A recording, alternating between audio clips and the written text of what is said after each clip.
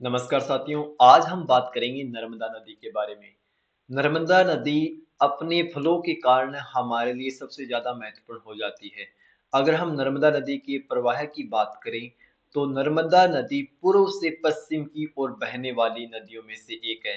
क्योंकि हमने देखा था कि अधिकतर प्रायद्वीपीय नदी पश्चिम से पूर्व की ओर बहती है। लेकिन अगर हम बात करें नर्मदा नदी की, तो नर्मदा नदी का प्रवाह पूर्व से पश्चिम की ओर है। जैसे हमें यहाँ पर नजर आ रहा है, ये हमारी प्यारी नर्मदा नदी है। अगर हम नर्मदा नदी के फ्लो की बात करें, तो नर्मदा नदी का फ्लो ईस्ट टू वेस्ट है,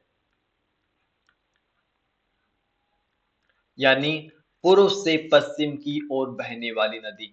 अब इसके फ्लो का रीजन क्या है, इसे समझने से पहले हम कुछ और बातों पर ध्यान देंगे। उसके बाद में हम इसके फ्लो की बात करेंगे कि इसका फ्लो, अगर हम बात करें पूर्व से पश्चिम क्यों है। लेकिन अगर हम बाकी नदियों की बात करें, जैसे महानदी, गोदावरी, कृष्णा, कावेरी, इनका फ्लो हमने देखा था पश्चिम से पूर्व की ओर है, वेस्ट टू ईस्ट की ओर है। अगर हम बात करें नर्मदा और तापी, दो एकमात्र ऐसी नदियां हैं जिनका फ्लो हमने देखा है कि पूर्व से पश्चिम की ओर है। इसके रीजन की भी बात करेंगे। इससे पहले हम देखते हैं कुछ महत्वपूर्ण चीजें। जैसे अगर हम बात करें, हमने इतनी नदियां देखी है और इतनी नदियों में हमने देखा है कि नदियां हमारे एग्जाम के लिए क्यों महत्वपूर्ण हो जाती है।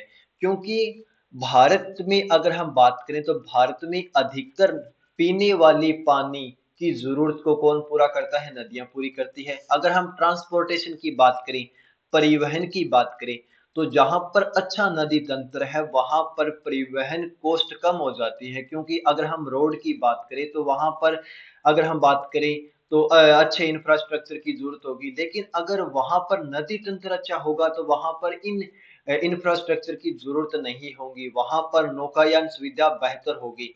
इसके अलावा हम देखते हैं कि इलेक्ट्रिसिटी जनरेट करने के लिए भी हम जल विद्युत का उपयोग करते हैं, और वो जल से विद्युत हम कहाँ से उत्पन्न करते हैं, वो हम नदियों से उत्पन्न करते हैं।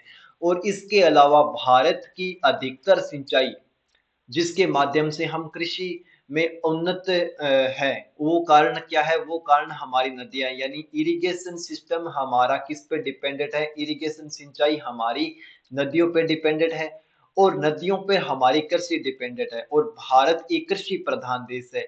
तो भारत के लिए अगर नदियों के महत्व को समझे, तो भारत के लिए लाइवलीहुड है। अगर हम बात करें लाइवली भारत के लिए, तो भारत के लिए लाइफ लाइन क्या है, हमारी नदियां हैं। इसलिए हमारे एग्जाम के पॉइंट ऑफ व्यू से और वैसे भी नदियां सबसे ज्यादा महत्वपूर्ण हो जाती है। अगर हम बात करें नदियों की इंपॉर्टेंस को, नदियों के संरक्षण को, तो नदियों के संरक्षण को हमने धार्मिक महत्व देख के भी इनका संरक्षण किया। क्योंकि जब हमारे किसी भी कार्य में धर्म इन्वॉल्व होता है, तो हम उसके प्रति ज्यादा संवेदनशील होते हैं। इसलिए हम देखते हैं, चाहे गंगा हो, चाहे नर्मदा हो, चाहे कावेरी हो, चाहे महानदी हो, वहां पर किसी न किसी नदी के साथ हमारा धर्म जुड़ा होता है। और धर्म हमें अपनी धरोहर, अपने धर्म को, अपनी नदियों को संरक्षित करने का आधार प्रदान करते हैं। इसी के साथ हम अपना सेशन स्टार्ट करते हैं। जैसे अगर हम बात करें नर्मदा नदी के फ्लो की, प्रवाह की, तो नर्मदा नदी कहाँ से निकलती है और कहाँ पर इसका एंड पॉइंट है। तो हम बात करेंगे, नर्मदा नदी अमरकंटक से निकलती है। अमरकंटक जो मेकाल पर्वत है, मेकाल पर्वत में अमरकंटक हिल्स है, और अमरकंटक में भी हम देखेंगे कि नर्मदा कुंड से नर्मदा नदी का ओरिजिन होता है। उसके बाद में इसका अधिकतर फ्लो मध्य प्रदेश में है। मध्य प्रदेश के बाद में इसका कुछ भाग, लगभग 60 किलोमीटर, ये महाराष्ट्र में प्रवाहित होती है। महाराष्ट्र के बाद में गुजरात, गुजरात के बाद में भरूच, और भरूच के बाद में खंबात की खाड़ी में जाकर गिर जाती है। खंबात की खाड़ी में जाकर गिर जाती है, जो कहाँ है, अरब सागर में। तो हमारे लिए द्वारा ये जानना है कि इसका ओरिजिन कहाँ है। ओरिजिन हमने अमरकंटक में देख लिया है। कौन कौन से राष्ट्रों से होकर प्रवाहित होती है, सबसे पहले मध्य प्रदेश, मध्य प्रदेश के बाद में महाराष्ट्र, महाराष्ट्र के बाद में गुजरात, और गुजरात के बाद में अरब सागर में जाकर गिर जाती है। अगर हम इसके ओरिजिन की बात करें, यहाँ पर डायग्राम से मैंने ओरिजिन को बहुत अच्छे तरीके से मेंशन किया। जैसे यहाँ पर मध्य प्रदेश में अमरकंटक हिल्स है, जो किसका भाग है, सतपुड़ा में हमने देखा था मेकाल रेंज का भाग है। मेकाल रेंज में सतपुड़ा है और सतपुड़ा से ये निकलती है। सतपुड़ा में अमरकंटक हिल से निकलती है, जो कहाँ है, नर्मदा कुंड में स्थित है। नर्मदा कुंड अमरकंटक में है। अमरकंटक मेकाल पर्वत का भाग है, मध्य प्रदेश में स्थित है। वहां से नर्मदा नदी ओरिजिनेट होती है। और नर्मदा नदी की अगर हम जिला की बात करें तो नर्मदा नदी मध्य प्रदेश के अनूपपुर जिले से निकलती है। अनूपपुर जिले से ये निकलती है। ओके। अब इसके बाद में हम जैसे बात करें, ये कौन सा है, गल्फ ऑफ खंबात। खंबात की खाड़ी में आकर गिर जाती है, जो बुर्ज के बाद में गल्फ ऑफ खंबात में आकर गिर जाती है। इसके फ्लो की बात करें तो ये फ्लो कौन सा है हमारा, पूर्व से पश्चिम की ओर, पूर्व से पश्चिम की ओर। तो फ्लो भी हमें याद रखना है। फ्लो के कारण भी ये महत्वपूर्ण हो जाता है। और फ्लो का कारण क्या है, रिफ्ट वैली यानी भ्रंश घाटी। भ्रंश घाटी का अर्थ ये हुआ कि जो आपको ये दिखाई दे रहा है, सतपुड़ा और विंध्याचल पर्वतमाला, इनके बीच में से होकर ये नदी प्रवाहित होती है। जैसे हमने बात की थी कि जो हमारा प्रायद्वीपीय भारत है वो सबसे ओल्ड रॉक से बना हुआ है, यानी प्री कैम्ब्रियन काल में इसका निर्माण हो चुका था।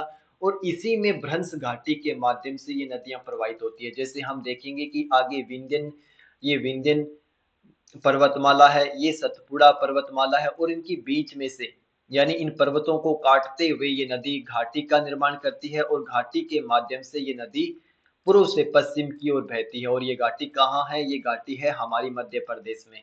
ओके, इसीलिए हम इसको कहते हैं कि भ्रंश घाटी, यानी भ्रंश घाटी से होकर ये नदियां, रिफ्ट वैली से होकर ये नदियां प्रवाहित होती है, अपना फ्लो निर्धारित करती है। तो रिफ्ट वैली कहने का अर्थ हमारा इन पर्वतों के बीच से होकर गुजरना है। और ये पर्वत बहुत ज्यादा कठोर होते हैं। ये पर्वत क्या होते हैं, बहुत ज्यादा कठोर होते हैं, क्योंकि इनका निर्माण प्री कैम्ब्रियन टाइम पीरियड में हुआ था। अब अगर हम इसकी सहायक नदियों की बात करें तो सहायक नदियों में सबसे पहले मैं आपको बताना चाहता हूँ, एक एक हम ब्लैंक मैप के माध्यम से प्रैक्टिस करेंगे, और ब्लैंक मैप के माध्यम से हम बाद में इसको देखेंगे। जैसे हम बात कर रहे हैं नर्मदा नदी, नर्मदा नदी का ये फ्लो है। नर्मदा नदी के फ्लो के बाद में सबसे पहले हम देखेंगे बंजर। बंजर के बाद में हम देखेंगे शेर। शेर के बाद में हम देखेंगे शक्कर। शक्कर के बाद में हम देखेंगे तवा। तवा के ऊपर हम देखेंगे बरना। बरना के बाद में हम देखेंगे कूलर। कूलर के बाद में हम देखेंगे हियन। और कहां से ओरिजिनेट हो रही है, अमरकंटक से। कहां जाके गिरेगी, खंबात की खाड़ी, अरब सागर में। तो ये इसकी सहायक नदियां हैं। अगर हम बात करें लेफ्ट बैंक ट्रिब्यूटरी की तो बंजर, शेर, शक्कर, तवा। हमने देखा था कि लेफ्ट और राइट का अर्थ क्या हुआ, जब नदी का फ्लो मान लीजिए उत्तर की दिशा में है, तो उत्तर की दिशा में होने के कारण हमारा जो ये हैंड है, ये कौन सा हो गया, लेफ्ट हैंड। तो लेफ्ट हैंड की तरफ से आने वाली नदियां, और इसको हम जब ऐसे कर देंगे तो ये नदियां, ये वाला फ्लो क्या हो जाएगा, लेफ्ट हैंड वाला। लेफ्ट हैंड वाला क्या हो जाएगा, इसकी लेफ्ट बैंक ट्रिब्यूटरी। तो बंजर, शेर, शक्कर, तवा इसकी लेफ्ट बैंक ट्रिब्यूटरी है। बरना, कूलर, हिरण, इसमें हम देखेंगे हथिनी, बहुत सारी नदियां हैं जो छोटी छोटी नदियां हैं जो इसकी ट्रिब्यूटरी है। लेकिन एग्जाम पॉइंट ऑफ व्यू से बरना, कूलर, हिरण, तवा, शंकर, शेर, बंजर इसकी क्या है, मुख्य सहायक नदियां हैं। अब हम अगर बात करें, इसको एक बार अच्छे तरीके से देखिए। अब हम इसकी ब्लैंक मैप पे प्रैक्टिस करते हैं। 1 सेकंड प्लीज।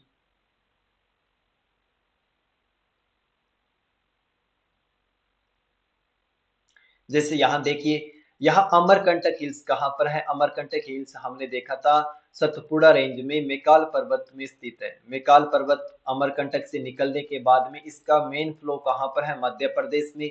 मध्य प्रदेश में इसका कुछ भाग चला जाता है महाराष्ट्र में। महाराष्ट्र के बाद में ये चली जाती है गुजरात। गुजरात खंबात की खाड़ी में जाकर ये गिर जाती है, भरूच होते हुए खंबात की खाड़ी में जाकर ये गिर जाती है। अगर हम इसकी लेफ्ट बैंक ट्रिब्यूटरी की बात करें तो हमने देखा था बंजर। बंजर के बाद में शेर। शेर के बाद में शक्कर। शक्कर के बाद में तवा।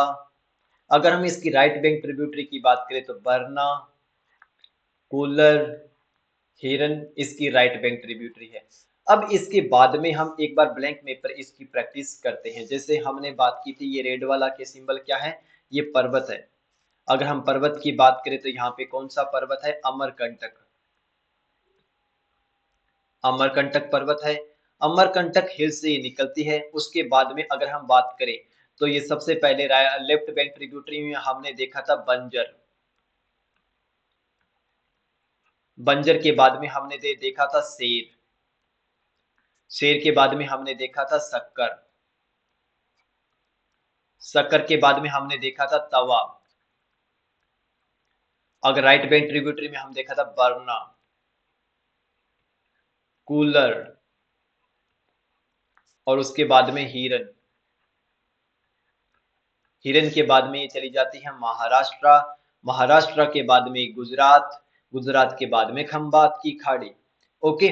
और ये पूरा जो सिस्टम है वो ये कौन सा है हमारा, विंध्यन पर्वतमाला, और नीचे वाला सतपुड़ा पर्वतमाला। विंध्यन और सतपुड़ा के बीच में प्रवाहित होने वाली नदी कौन सी है, नर्मदा नदी। जैसे यहाँ पर मैंने मेंशन किया है, ये कौन सा है, विंध्यन रेंज है।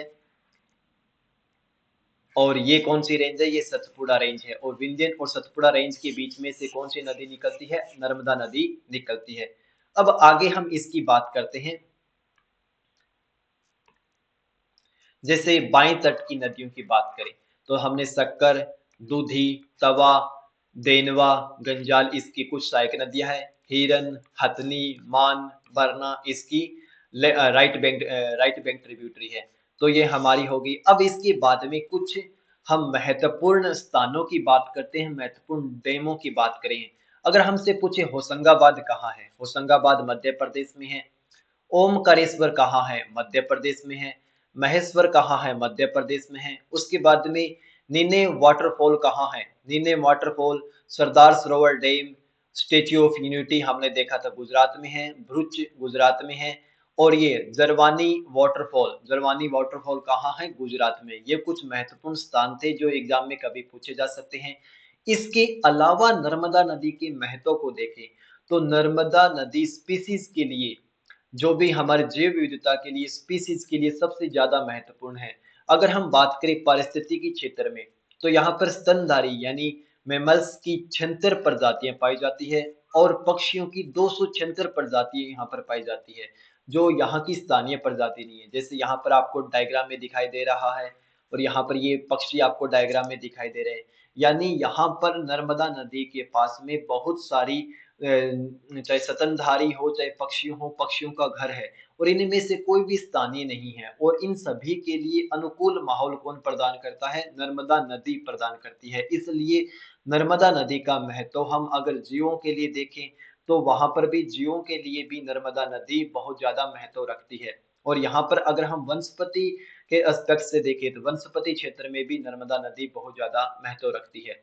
अब इसके बाद में हम कुछ महत्वपूर्ण स्थानों की बात करते हैं। जैसे बांधवगढ़ टाइगर रिजर्व है। बांधवगढ़ टाइगर रिजर्व जो मध्य प्रदेश में स्थित है, नर्मदा नदी पर लोकेटेड है। पन्ना टाइगर रिजर्व। इसके बाद में संजय गांधी राष्ट्रीय उद्यान। इसके बाद में अगर हम गुगुआ की बात करें, गुगुआ फोजिल पार्क यानी जीवाश्म पार्क। गुगुआ जीवाश्म पार्क कहाँ पर स्थित है, धंधोरी डिस्ट्रिक्ट में स्थित है, मध्य प्रदेश में। ये भी कहाँ पर स्थित है, ये भी नर्मदा नदी के तट पर स्थित है, नर्मदा नदी के बेसिन में स्थित है। तो इसलिए अगर हम बात करें बांधवगढ़ टाइगर रिजर्व है, चाहे पन्ना टाइगर रिजर्व है, चाहे घुघुआ फ्यूजिल पार्क है, चाहे संजय गांधी राष्ट्रीय उद्यान है, ये सभी पार्क यहीं पर क्यों लोकेटेड है और यहीं पर इनका महत्व क्यों है, यहीं पर इनकी स्थिति, इनके लिए माहौल अनुकूल क्यों है। क्योंकि इनके यहाँ पर पानी की आपूर्ति है। पानी की आपूर्ति होने के यहाँ पर जैव विविधता है, पेड़ पौधों की प्रजातियां हैं। यहाँ पर इनके लिए संरक्षित माहौल है। इसीलिए जो भी रिजर्व होते हैं वो नदियों के किनारे ही बसाए जाते हैं। इसलिए अगर हमसे पूछे बांधवगढ़ टाइगर रिजर्व का संबंध किस नदी से है तो बांधवगढ़ टाइगर रिजर्व नर्मदा नदी से है। पन्ना टाइगर रिजर्व कहाँ है, मध्य प्रदेश में, किस नदी से संबंधित है तो ये नर्मदा नदी से संबंधित है। इसके अलावा नदी जहां से निकलती है तो नदी के संरक्षण के लिए हम इस नदी को धार्मिक महत्व से जोड़ते हैं। तो इस नदी के धार्मिक महत्व की बात करें तो ओमकारेश्वर मंदिर कहाँ है? ओमकारेश्वर में, और ओमकारेश्वर मंदिर नर्मदा नदी के तट पर स्थित है। इसके अलावा इस पर विभिन्न घाट है। उसके बाद में अगर हम बात करें अमरकंटक हिल्स, जहाँ से नदी ओरिजिनेट होती है, वो भी नर्मदा नदी से संबंधित है। महेश्वर मंदिर भी नर्मदा नदी के तट पर है। सिद्धेश्वर मंदिर भी नर्मदा नदी के तट पर है। तो कभी पूछा जाए घाट्स, घाट्स तो बेसिकली मतलब हुआ कि नर्मदा नदी के किनारे पर बहुत ही सुंदर घाटों का निर्माण किया गया है। इसके अलावा अगर हम बात करें अमरकंटक, महेश्वर, सिद्धेश्वर, ये किससे संबंधित है? ओमकारेश्वर मंदिर नर्मदा नर्मदा नदी के तट पर बनाए गए हैं। अब इसके अलावा हम बात करते हैं कुछ महत्वपूर्ण मंदिर। जैसे हम बात करें जबलपुर में है 64 योगिनी मंदिर। 64 योगिनी मंदिर का संबंध हमारी संसद भवन से भी था, यानी जो संसद भवन है उसका डिजाइन हमने 64 योगिनी मंदिर से माना जाता है।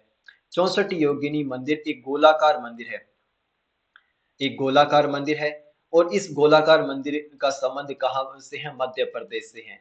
मध्य प्रदेश में नर्मदा नदी के किनारे पर जबलपुर क्षेत्र में, जबलपुर डिस्ट्रिक्ट में ये 64 योगिनी मंदिर है। उसके बाद में हम ओमकारेश्वर की बात करें तो 24 अवतार मंदिर, 24 अवतार मंदिर ओमकारेश्वर में स्थित है। उसके बाद हम भरूच की बात करें तो ऋषि भृंग की बात करें तो ऋषि भृंग मंदिर कहाँ पर है? ऋषि भृंग मंदिर भरूच नर्मदा नदी के तट पर स्थित है। अब इसके बाद में हम बात करें बाजीराव पेशवा की जो समाधि स्थल है। बाजीराव पेशवा की समाधि स्थल कहाँ पर है? मध्य प्रदेश में स्थित है। मध्य प्रदेश में नर्मदा नदी के तट के पास स्थित है। जोगा फोर्ट मध्य प्रदेश में स्थित है। भीमबेटका की गुफा भी मध्य प्रदेश में नर्मदा नदी के आसपास क्षेत्रों में स्थित है। अब अगर हम बात करें सरदार सरोवर डैम की और सरदार स्टेच्यू ऑफ यूनिटी की, स्टेच्यू ऑफ यूनिटी भी नर्मदा नदी पर बनाई गई है। Statue of unity Sardar Vallabh भाई पटेल की मूर्ति जो नर्मदा नदी के तट पर बनाई गई है। स्टेच्यू ऑफ यूनिटी का अर्थ क्या हुआ? एकता का अर्थ क्या हुआ? क्यों भारत को बांधने का काम, एक संघ में लाने का काम सरदार वल्लभ भाई पटेल ने किया था। तो इसलिए हम स्टेच्यू ऑफ यूनिटी के रूप में सरदार वल्लभ भाई पटेल की मूर्ति को जानते हैं। अब इसके बाद में हम देखते हैं इस पर कुछ महत्वपूर्ण बांधों की बात करें। जैसे हम बात करें इंदिरा सागर डैम की, ओमकारेश्वर डैम की, तो ये कहाँ पर स्थित है? ये नर्मदा नदी पर स्थित है। इसके बाद में सरदार सरोवर डैम जो गुजरात में स्थित है, इसी पर है। उसके बाद में धुआंधार जलप्रपात, धुआंधार जलप्रपात भी कहाँ पर स्थित है? धुआंधार जलप्रपात भी मध्य प्रदेश में नर्मदा नदी पर स्थित है। Indira Sagar dam, Omkareshwar dam, Sardar Sarovar dam कहाँ पर स्थित है? नर्मदा नदी के तट पर स्थित है। और डैम की उपयोगिता क्यों है? डैम इसलिए बनाए जाते हैं ताकि पानी का संचय किया जा सके और उचित समय पर सिंचाई के लिए, पीने वाले पानी के लिए या फिर बाढ़ नियंत्रण के लिए डैम का महत्व सबसे ज्यादा होता है। इसलिए अगर हम बात करें Sardar Sarovar dam, Omkareshwar dam, Indira Sagar dam, ये बनाए गए हैं कौन सी नदी पर? नर्मदा नदी पर। इसके बाद में हम देखते हैं ये हमने 182 मीटर ऊंची Sardar Sarovar statue of unity Sardar Vallabh भाई पटेल की मूर्ति के बारे में बात कर ली जो गुजरात में स्थित है। अब इसके बाद में हम देखते हैं जलप्रपात। जलप्रपात का अर्थ है कि कोई नदी फ्लो कर रही है, अचानक से नीचे गिरेगी और एक सुंदर झरने के रूप में हमें दिखाई देगी, उसे हम वाटरफॉल कहते हैं। जैसे अनूपपुर में कपिल धारा, उसके बाद में जबलपुर में धुआंधार, जैसे हमने बात की थी मध्य प्रदेश में धुआंधार जलप्रपात है, वाटरफॉल है, तो वो कहाँ है? जबलपुर में। उसके बाद खंडवा में मंदार जलप्रपात स्थित है। ये जलप्रपात जहाँ से नदी गुजरती है और अचानक से नदी नीचे गिरती है और एक सुंदर झरने का निर्माण करती है, उसे हम जलप्रपात कहते हैं। जैसे खंडवा में मंदार जलप्रपात, जबलपुर में धुआंधार जलप्रपात और अनूपपुर में कपिल धारा। ये एग्जाम में पूछे जा सकते हैं कि किस नदी से संबंधित है, तो हमारा आंसर होगा नर्मदा नदी से इनका संबंध है। ओके, अब हम बेसिकली कुछ बात कर लेते हैं। जैसे हमने भारत की बात की थी और भारत का ये प्रायद्वीपीय भारत है, तो हमने महानदी की बात कर ली, महानदी के बाद में गोदावरी की बात कर ली, कृष्णा की बात कर ली, कावेरी की बात कर ली, अब हमने नर्मदा नदी की बात कर ली। अब हमारा कल होगा माही नदी पर सेशन, माही नदी पर हम बातें करेंगे। आज का सेशन हम यहीं तक रखते हैं। आज के लिए इतना ही। Thank you.